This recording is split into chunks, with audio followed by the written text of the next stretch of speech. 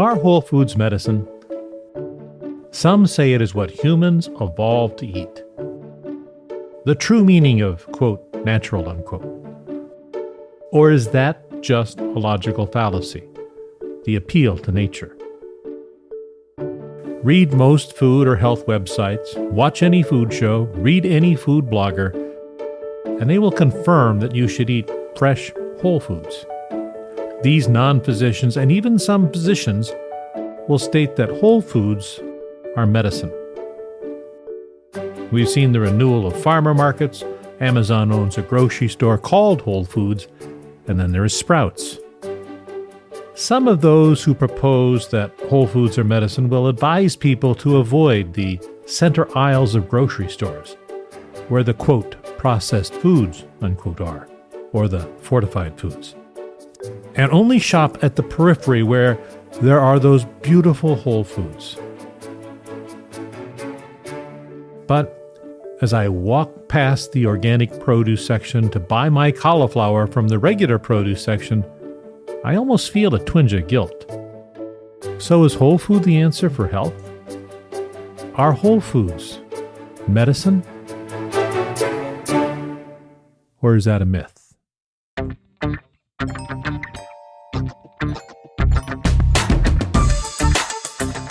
My name is Dr. Terry Simpson, and this is Culinary Medicine, where we sort out the crazy from credible about food, from its source to its effect on your body, busting myths and showing where food can be medicine.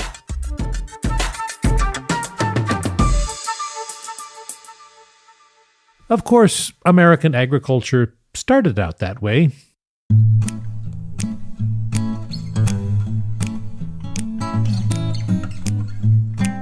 But here's the catch. The most beautiful of environments do not mean the whole foods grown in them will meet our nutritional needs.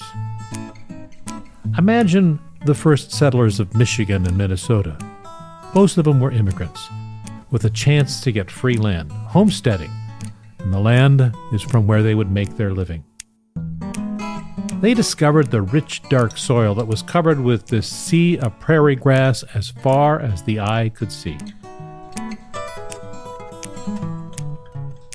Some of those early settlers had a name for that beautiful soil. They called it black gold, long before the name was taken by oil. Grazing on the grass were bison, providing that perfect ecosystem for topsoil. You can imagine how nutrient-rich bison poop is, or maybe not. But under that grass was the most fertile land you could imagine, enough to grow the most amazing crops. It wasn't easy to get to. The grasses were waist high and the root system was thick, but the effort paid off. That soil has become what we now call the breadbasket for planet Earth. One of the conditions for having a homestead was to plant some fruit trees. The most common was the apple. And they had one bit of help from a guy by the name of Johnny Appleseed. By the way, the apples that grew so well in that soil, and the settlers had fun developing different hybrids and varietals of apples. Nearly 14,000 were developed. Those crops, those vegetables, those apples, fed their families. They were probably the most luxurious gardens planet Earth has seen. But then, they noticed something in their children. Lumps in their necks. The doctors would call them goiters. Those lumps would grow and grow. They were ugly at worst, but then they started making it hard for the kids to swallow, and sometimes breathe. And some would die in their sleep, choked by this massive tumor on their neck called a goiter. What the settlers didn't know was that despite how beautiful those vegetables were, the ones they would eat at their table, or the grass and grains that they would feed their cows and pigs that they would then in turn eat, the soil that nourished those amazing apples that the soil was deficient in a certain mineral, iodine, and the lack of iodine in their diet caused the growth of those thyroid tumors we know as goiters. The early settlers didn't know the geologic history, how that just 25,000 years before the land was covered with glaciers, frozen, and really inhospitable. Nobody would have imagined a farm. They could not have guessed that this land was excavated by the glacier retreats. As those glaciers retreated around them, it ground the rocks down, making that soil and leaving behind fresh water. It wasn't an ocean but a lake. Had it been an ocean, salt water, rich in seaweed, it would have been rich in iodine. But they didn't know that. They only knew that their children were getting lumps, and that some of those children would die. And there was only one option at the time: surgery.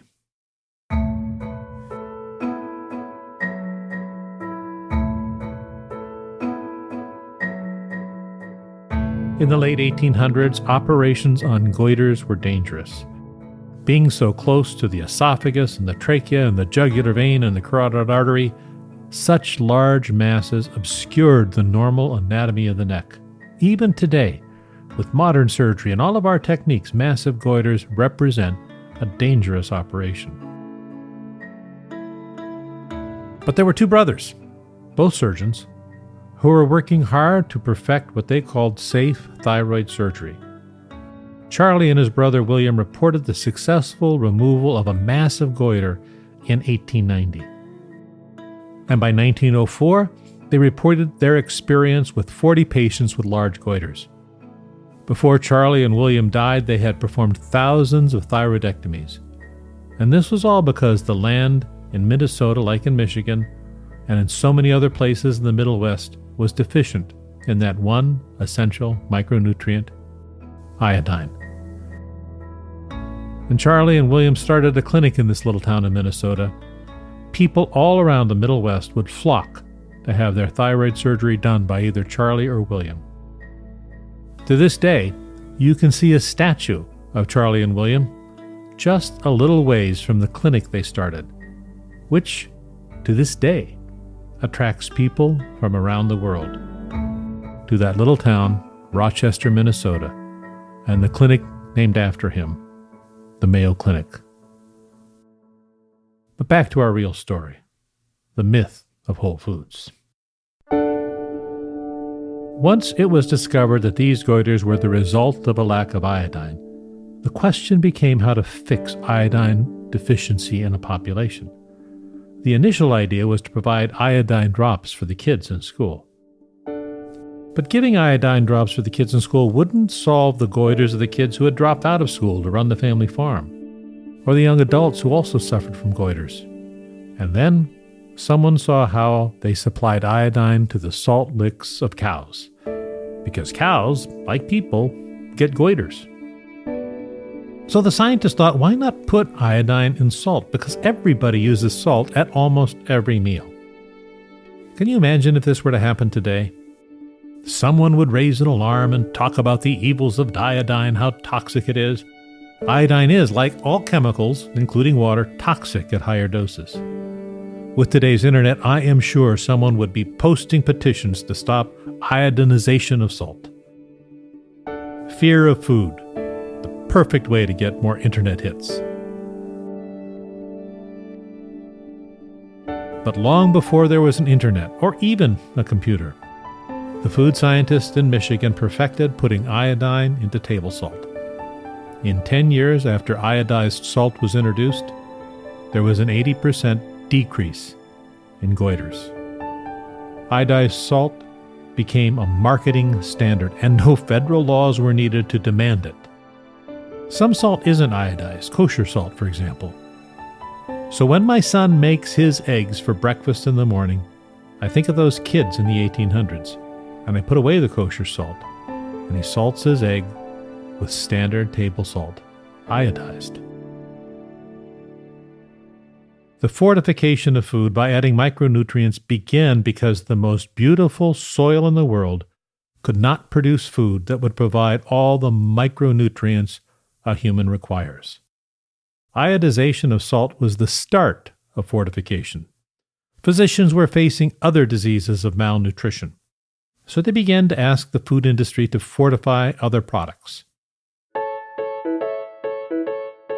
The food industry responded positively, and today you'll find fortified breads, cereals, juices, cornmeals, and even infant formula. And the result of that fortification has led to many doctors not seeing diseases like rickets, goiters, pellagra, or pernicious anemia. All diseases that at that time were common. All diseases caused by a lack of vitamins or nutrients. All diseases that were prevalent when people were eating whole foods. But today, we have some food elitists who seek to go back in time. They seek and preach that you should eat local sourced food or farmers market food, or if you aren't doing that, you're doing something evil to your body. And in today's world, soil nutrient depletion has become a major problem.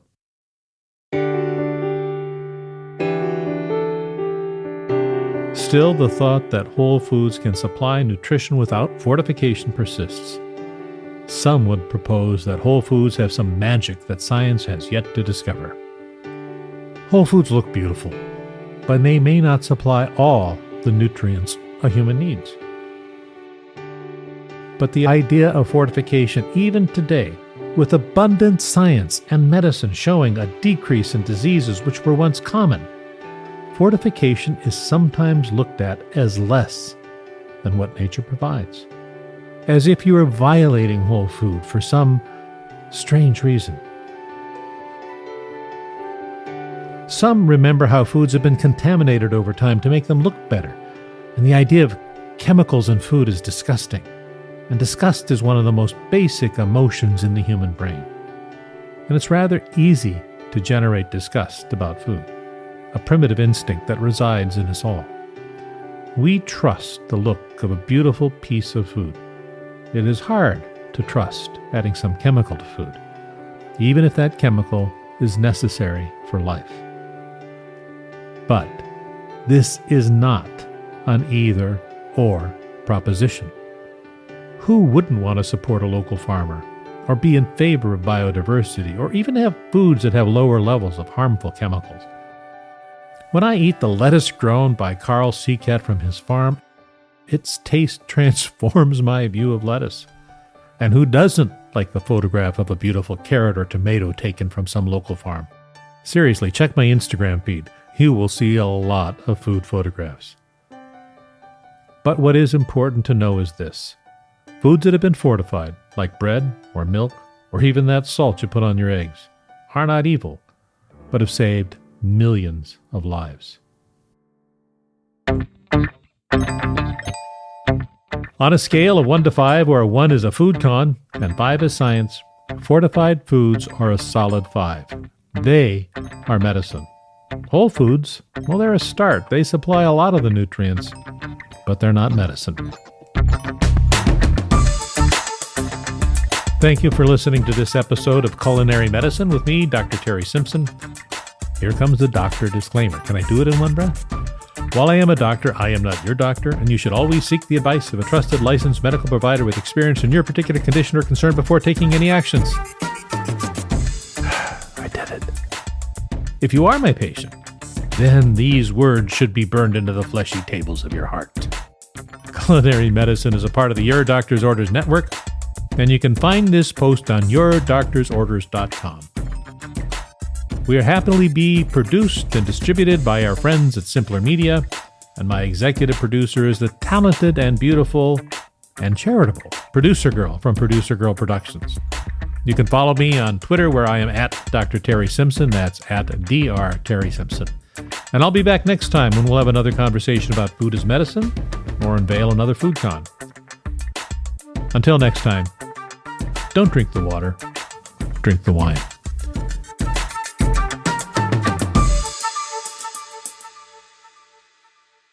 Hey, Evo, do you know what's good medicine that's fortified?